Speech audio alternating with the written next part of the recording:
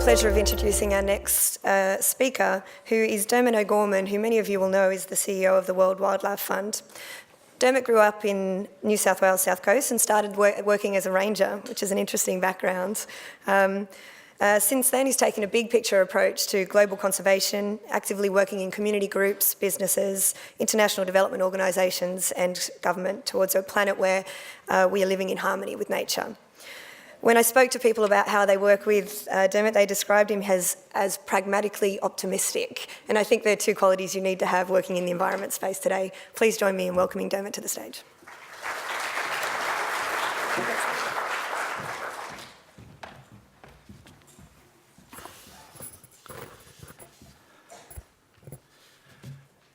Good morning. It's Saturday morning. I'm going to be optimistic that you're ready for an exciting session, which we have a fabulous speaker this morning who's going to both challenge us, but I think also set the scene for the conversations today. I thought I'd start by perhaps pointing out the obvious, that as civil society, we don't have all the answers. But as we've just heard the Minister say, we do play a vital role in the political economy, both at a local, national and global level. Some of you may have seen or heard Pascal Lamy, who was out here about a month and a half ago talking about an Oxford Martin study which recently came out, which looked at, over the last couple of decades, what worked and what didn't work in international development. I'd encourage you to search it online and have a read. It's a fascinating read. But one of the principal conclusions that they came up with was that success of achieving, whether it was around the elimination of polio or health disease or tackling the development issues, the critical element of success was the building of alliances between government, civil society, private sector and academia.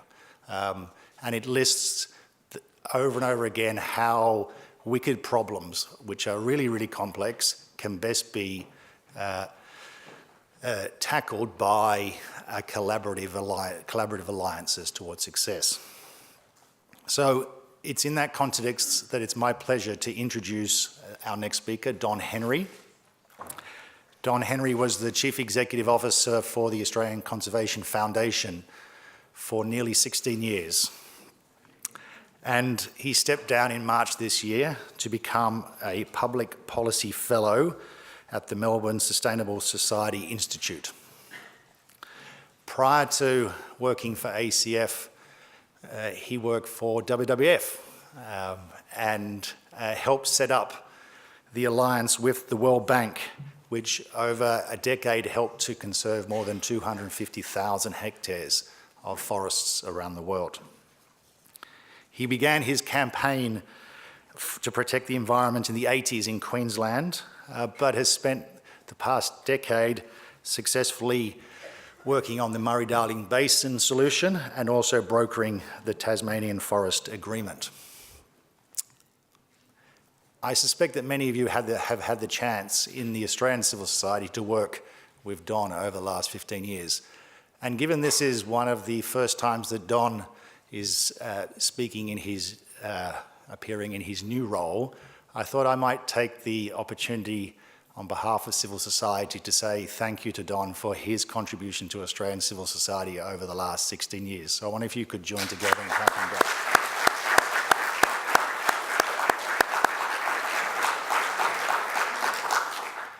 But of course, if you know Don, he's certainly not stopping.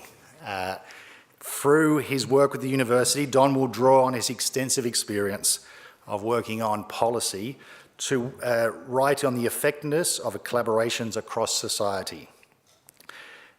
With the Melbourne Sustainable Society Institute, Don will look at the connections between grassroots organisations, sectorial stakeholders and the research community to look at how to build mutual knowledge and understanding.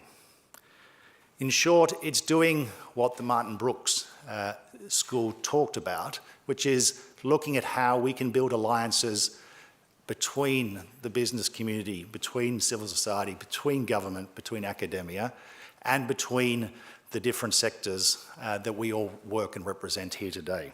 So it's my great pleasure to introduce Don Henry and my friend to speak to us this morning about climate change and its central role in inclusive growth. Don.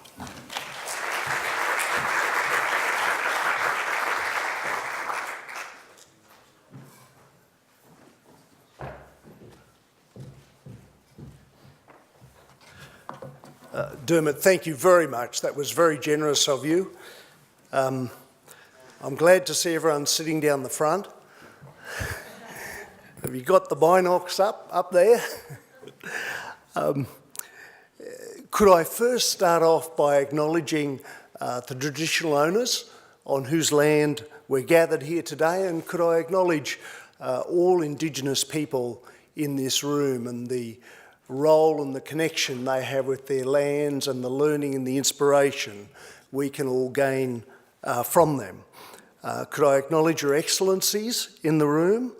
And like the Minister, can I most importantly acknowledge civil society colleagues in this room?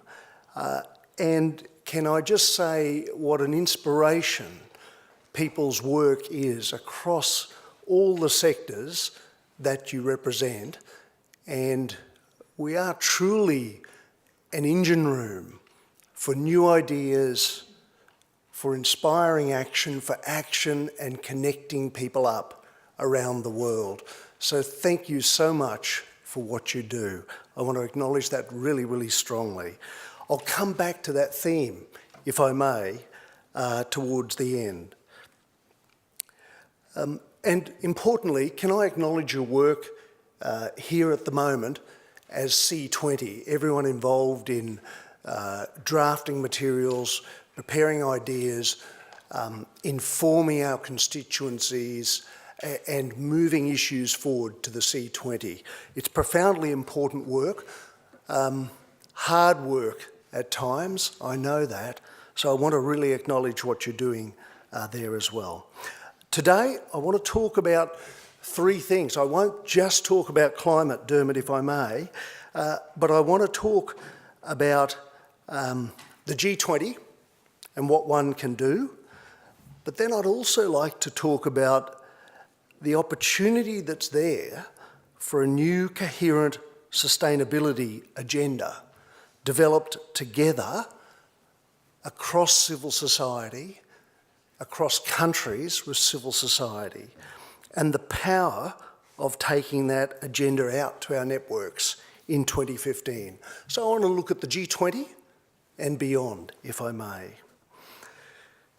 The G20 Leaders' Declaration in St. Petersburg fully committed, the leaders fully committed to taking decisive actions to return to a job-rich, strong, sustainable and balanced growth path. It's worth thinking about this for a sec, because I'd put to you that growth for growth's sake is not sustainable, nor is it desirable in all of its forms for societies. Most societies do not want to grow sickness, they do not want to grow wars or disasters, they do not want to grow inequality, they do not want to grow pollution and environmental destruction. Most societies want to grow wealth, quality jobs, inclusiveness, close inequality gaps, health, a healthy environment, and rich and rewarding lives for all without compromising the future of future generations.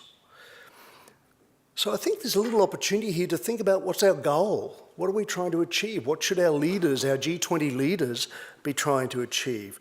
And I want to suggest, and I'll come back to really what we're trying to achieve, is a prosperous society for all without compromising that opportunity for future generations. Or you could use the term sustainable development, that's giving equal priority to delivering economic, social and environmental outcomes together and seeing them as interlinked as they are. Because for growth or development to be sustainable, it needs to deliver on the three dimensions of economics, environment and social. I want to take us back 27 years, if you'll forgive me for a minute. In 1987, the Brundtland Report, which was the World Commission on Sustainable Development, defined sustainable development as development that meets the needs of the present without compromising the ability of future generations to meet their own needs. Now, why is that relevant 27 years on? It's actually highly relevant to our work today with our focus on the G20, because from the Brundtland Agenda, the 1992 Earth Summit was convened of leaders, and that developed and released a Rio Declaration. And it's been through a long and slow and hard process that's been subject to further debate and agreement by all countries of the world in Rio the year before last, that a set of sustainable development goals should be developed through the United Nations process, which will build on the Millennium Development Goals and converge with the post-2015 Development Agenda. So it's been 27 years, but we have some of the insights and the debates around sustainable development coming through into international target setting and decision making right now. And that agenda is supposed to be developed and determined through the UN processes by the end of next year. And the G20 leaders in St. Petersburg last year said this: we commit to ensure the G20 activities beyond 2015 are coherent with this new development framework. Now, I'll come back to the difference in the use of words between coherent and consistent, but there's the leaders of the G20 flagging that up last year, and I want us to hold that in our thinking. Now, you're doing very important work through your work streams here, and with a focus on climate and sustainable development, on governance, infrastructure, and inclusive growth and employment. Let me make some specific remarks around climate and sustainable development, and I'm really looking forward to what this collaboration across sectors in this room and with your processes brings through out of this meeting. The position paper that's being worked on now on climate has some very important dimensions in it, and I'll just highlight them for you, and then I want to put them in a global context. The positions you're working on include end government support for fossil fuels and boost investment in renewable energy and energy efficiency. Now, this is not a fringe discussion. There is more investment flowing into renewable energy for electricity generation than into fossil fuels globally at the moment.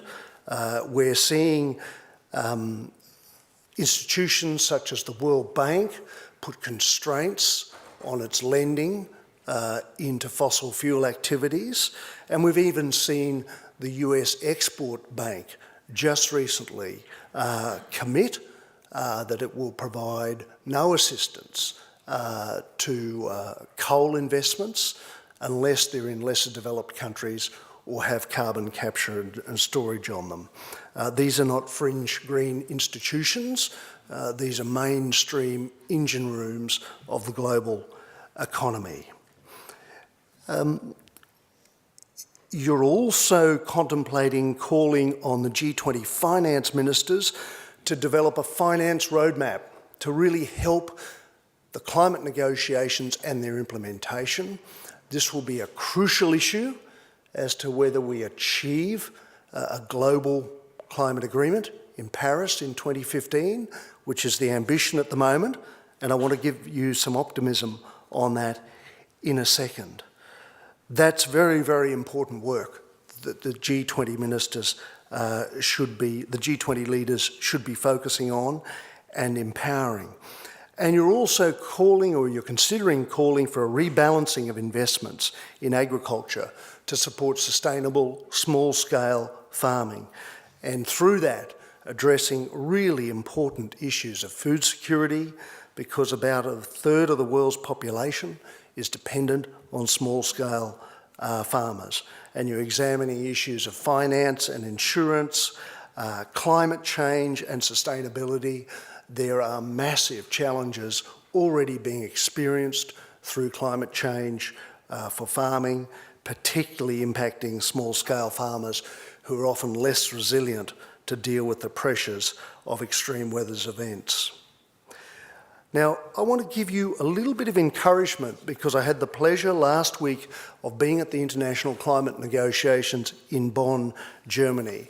And I want to report 3 things to you that were new in those negotiations involving 180 countries around the world. And I'm just sharing this with you to encourage you to be ambitious in your calls for action and your expectation on the G20 in the climate and sustainability space. Firstly, accepting that the US did not ratify the Kyoto Protocol, what was reported in for the first time to the meeting of all nations was that the countries that have ratified the Kyoto Protocol as a group have overachieved on their targets. In fact, they've overachieved very substantially as a whole, and there's only one, I think, that has not achieved the target. And overall, developed countries reported that emissions are 22% below 1990 levels. That's developed countries who've ratified the Kyoto Protocol. And the bottom line there is a crucial piece of the world agreeing to move forward on this issue is the countries that created the pollution in the first place need to move first to clean it up, because carbon dioxide has a half-life of 100 years in the atmosphere, and most of the climate forcing that's going on in our atmosphere today is because of the pollution that developed countries have put into the atmosphere over the last 100 years, and particularly the last few decades. And that's a demonstration of good faith to developing countries that the developed world is prepared to move, and therefore they can have confidence in committing to move. So there's a very important confidence builder. The countries that have ratified the Kyoto Protocol as a whole have greatly overachieved on their targets. Secondly, and this is very important to economic discussions, and it's an untold story, all developed countries reported substantial growth in their economies alongside substantial emission reductions. I'll give you just a couple of examples. Germany reported it substantially cut its carbon pollution and dramatically grown its industrial output and economy since 1990. It was on track to cut emissions by 80 to 95% by 2050, at the same time that it continued to grow its industrial base. Sweden reported cutting emissions by 40% alongside 60% economic growth from 1990. Switzerland grew its industrial productivity by 54% and cut pollution 8% below 1990 levels. The UK reported it was proud of significant overachievement with emission reductions and was on track to cut emissions by 34% by 2020 on 1990 levels, while substantially growing its economy and becoming one of the most energy efficient group of countries on Earth. They were all using a price on carbon, renewable energy targets, and a diversity of initiatives on energy efficiency to drive those economic growth and job growth outcomes and to drive pollution down. That's saying you can decouple pollution from economic growth. That's the second thing that's been reported through for the first time, because that accounting period for Kyoto has just concluded. Thirdly, and finally, to report to you, as someone who's sat through more than 10 years of climate negotiations and watched varyingly and together the US and China bloc progress, this was a breath of fresh air. Here's the leader of the US delegation reporting to the meeting. This is a new era in which the US is taking action to cut emissions by 17% by 2020 on a 2005 baseline. The US is committed to achieve an ambitious and effective agreement that can be finalised in Paris, end of 2015. Here's China, the head of the delegation. China is willing to work with all parties to advance progress on pre-2020 ambition, and China is prepared to achieve an ambitious agreement in Paris. So we have these two major countries, economic powerhouses, also together responsible for 70% of carbon pollution, saying we want action, we want ambition, we want to move forward. So I want to give you some encouragement through that, but your deliberations are important because, for example, the finance piece that G20 leaders can deal with is really, really important. Now, I also want to humbly and modestly suggest to you, particularly given that climate should be on the agenda of this G20 meeting. And I also want to humbly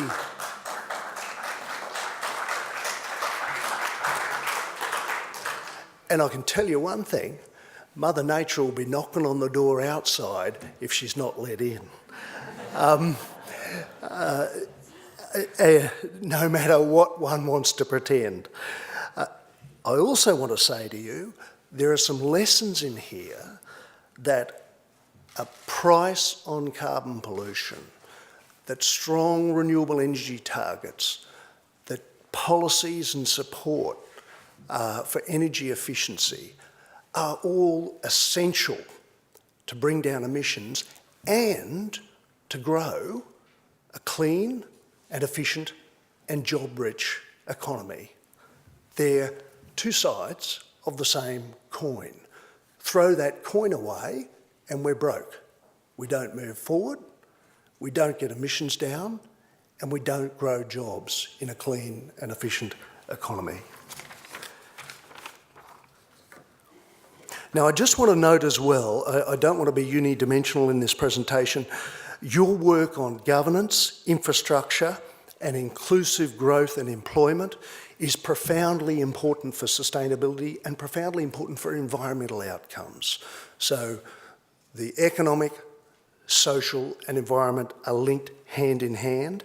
You will have good insights on how those things are linked together. I won't go through that in detail.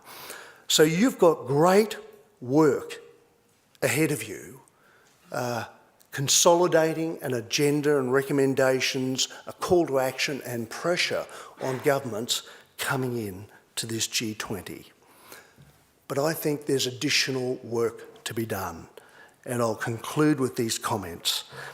There is an opportunity for a new, coherent sustainability agenda developed and promoted by civil society around the world.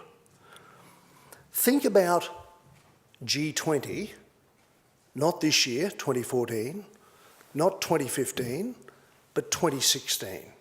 So just think about that meeting for a minute. We may well find that there's a whole set of new development goals, they could be called sustainable development goals or whatever, to drive a development path for the world approved by all nations in the UN at the end of 2015. And that G20 leaders meeting should not only be looking for, in 2016, should not only be looking for coherence, it should be looking to be harmonising those goals into the work of the G20. So that's a 2016 opportunity that's there. We may also have a new binding global agreement on climate change. It will be too modest. It won't fully get the world on track for 2 degrees, but there will be cooperation and action happening. In fact, whether or not that agreement gets up, like never before. These will be on the table of the G20 in 2016. As civil society, to seize that opportunity to influence that meeting, we need to start thinking about it now.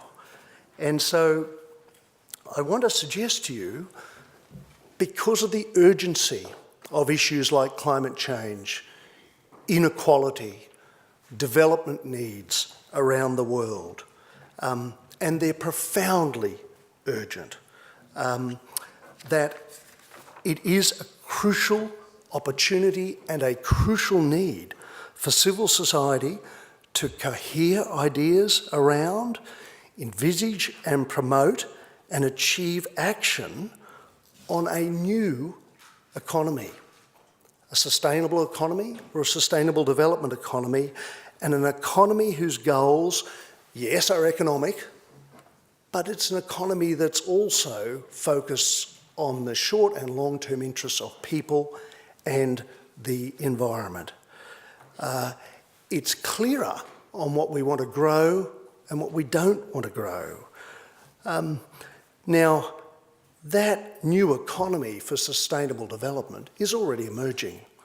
The thinking is already out there.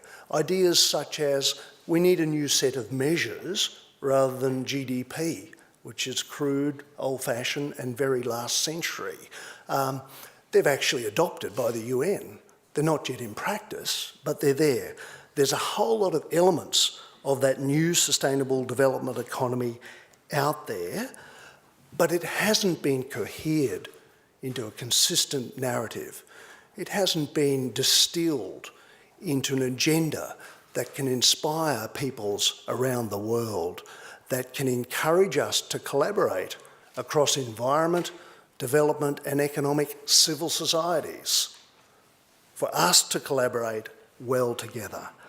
So there is a tremendous opportunity for us to lift our heads above our own crucial sectoral interests and get a dialogue across civil society as a whole to see if we can cohere a new vision, a new agenda, inform our constituents, take it out to our networks and really build power and strength around a new sustainable development agenda that sits people and the environment central with economy for a better future for our planet. Thank you so much.